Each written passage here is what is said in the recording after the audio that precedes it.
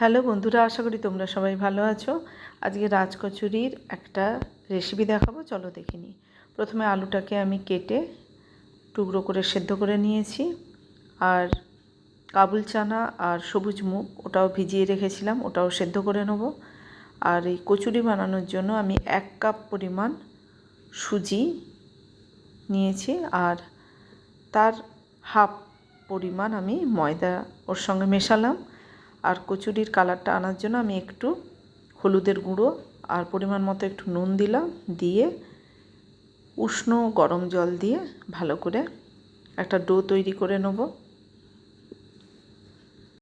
সুজি ময়দার মিশ্রণটা মেখে নিয়ে আমি কিছুটা সময় ওটা রেস্টে রেখে দিলাম একটা ঢাকা দিয়ে।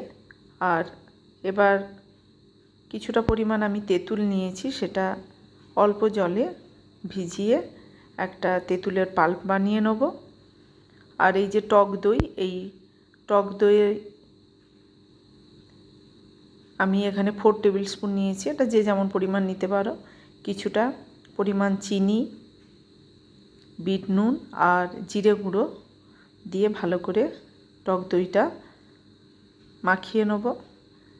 এদিকে রেস্টে থাকা যে ময়দা আর সুজির মিশ্রণটা, সেটা আর একবার ভালো করে মেখে নেব। মেখে ওটাকে ছোট ছোট লুচির মতো বানিয়ে আমি ভেজে নেব, তাহলে রাজকচুরি রেডি হয়ে যাবে। এটা খেতে খুব ভালো হয়, ডিনারের জন্য একটা পারফেক্ট, ডিনার কেন লাঞ্চেও খেতে পারেন। সব সময় ভাত রুটি এইসব তো ভালো লাগে না, এই ধরনের রেসিপি তৈরি করে খেলে ভালোও লাগবে, পেটও ভরবে, আর একটু নতুনত্বও আসবে। এই যে কচুরিটা 2 পিঠ ভালো করে আমি ভেজে নিয়েছি। রাজকচুরির ফিলিং হিসাবে আমি এখানে এই যে কাবুল চানা আর সবুজ মুগ সেদ্ধ করে নিয়েছি, ওতে পরিমাণ মতো বিট নুন আর সাধারণ নুন ভালো করে মিশিয়ে নিলাম। আলু সেদ্ধ করেছিলাম, সেই আলু সেদ্ধর মধ্যেও ওই বিট নুন আর সাধারণ নুন ভালো করে মিক্সড করে নিয়েছি। এইগুলোই ওর মধ্যে ফিলিং হিসাবে দেবো।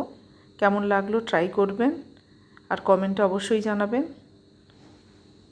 এবার ওই টক দইয়ের মিশ্রণটা একটা প্লেটের উপর আমি এইভাবে ছড়িয়ে নিলাম, তার উপর রাজকচুরিটাকে বসিয়ে দিলাম। ওর মাঝখানে একটু ফাঁকা করে ওর মধ্যে ফিলিং হিসাবে আমি আলু সেদ্ধ, সবুজ মুগ, কাবুল চানা, টক দইয়ের যে মিশ্রণটা ওটা ছড়িয়ে দিলাম। এই সব দিয়েই ওটা খেতে টেস্টি হয়। আর এইটা একটা মিষ্টি আচারের পাল্প, সেটাও দিলাম। সব মিলিয়ে খেতে দারুণ হয়। আমি বলছি আমার জিভ দিয়ে জল চলে আসছে। আপনাদের কেমন লাগলো অবশ্যই জানাবেন। আর এই যে তেঁতুলের পাল্পটা ছিল, ওটাও পরিমাণ মতো একটু দিয়ে দিলাম।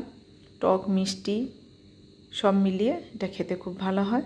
আর একটু গোলমরিচ থেতো করেছিলাম, সেটাও ওর মধ্যে অ্যাড করলাম।